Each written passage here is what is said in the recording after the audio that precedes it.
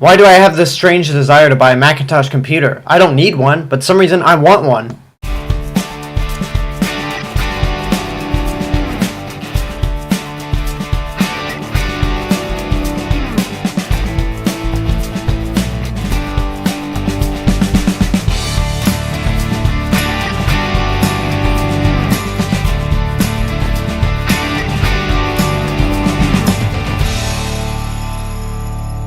Okay, to be very quick with the plot of this movie, Jobs is basically a biographical film on the late Steve Jobs as he founded Apple, as well as his time in and out of the company. That's really as simple as it can be. Now, as we all know, Steve Jobs, who's the head of Apple, died in October of 2011.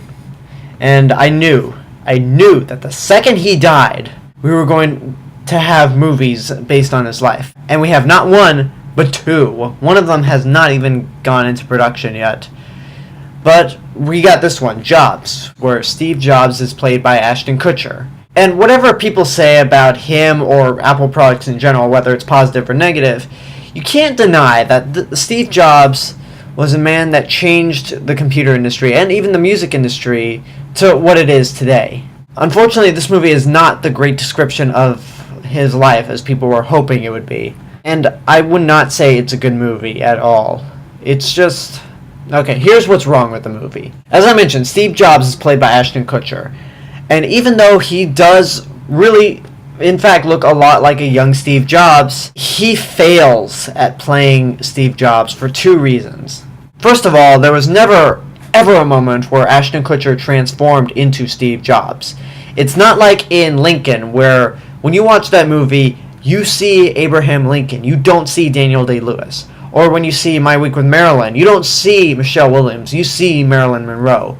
This movie, I always saw Ashton Kutcher. I never, for a second, saw Steve Jobs. And even times when I thought, like, wait a minute, that's Steve Jobs, it would immediately go back to, oh no, that's Ashton Kutcher playing Steve Jobs. Damn it! The other reason this performance fails is because Ashton Kutcher, I'm sorry, he is not a good actor at all. And this movie proves that he does not have the charisma at all to play a real-life person. Another problem with this movie is that it just felt like too much of an Apple commercial. Half of it spent a lot of time seeing how the original products were made, rather than focusing on Steve Jobs' life, which is much more important than having to see half the movie dedicated to these early Apple projects. And because half the movie devotes its time to showing these Apple products get made rather than Steve Jobs' life and all the interesting things that happen, this leads to probably the biggest sin of this movie. This movie mentions very key moments in Steve Jobs' life and then never goes back to them, never goes into detail about those moments. Now, the opening of this movie starts out with Steve Jobs in 2001, where he introduces the very first iPod ever made.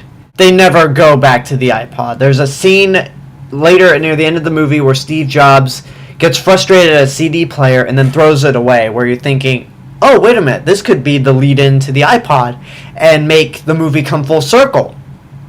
Nope, never goes back to the iPod. There was also a key scene in which Steve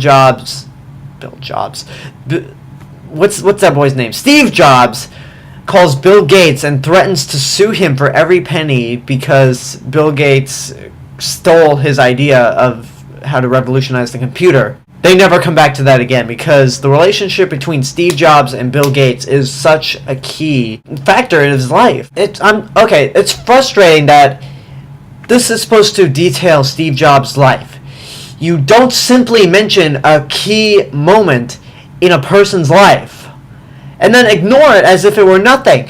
These are important moments in Steve Jobs' life, so you're either gonna go all the way with these moments, go into full detail about them, or don't bother mentioning them at all. I mean, this movie is just so frustrating, and when you hoping something would at least be brought up again or have the movie come around full circle, the movie just ends. There's no further continuation. There's nothing detailing the iPhone, iTunes, the iPad, Apple TV, none of that stuff.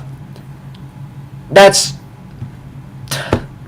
As you can tell, I did not like this movie. I think it's a horrible biopic. Ashton Kutcher did a terrible job in the role. And half of the movie felt more like bullshit than actual legitimate facts, which... that is another big sin. You can't half-ass on your facts in the movie or just make up stuff on something that is supposed to be true. So, okay, I may be showing a lot of frustration with this movie, but there was never a moment that angered me. And in the end, it feels more like a movie made for TV.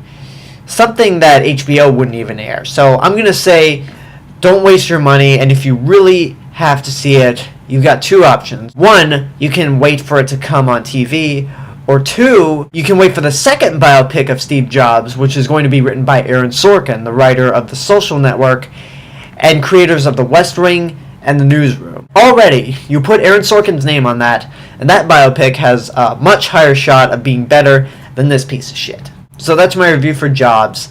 Leave a comment if you've seen the movie, subscribe to my channel for more movie reviews in the future, check out my other channel, AlexG8462, tell your friends about me. This has been The Cinemas with Mr. Robinson, and remember, know it before you see it. See you guys later.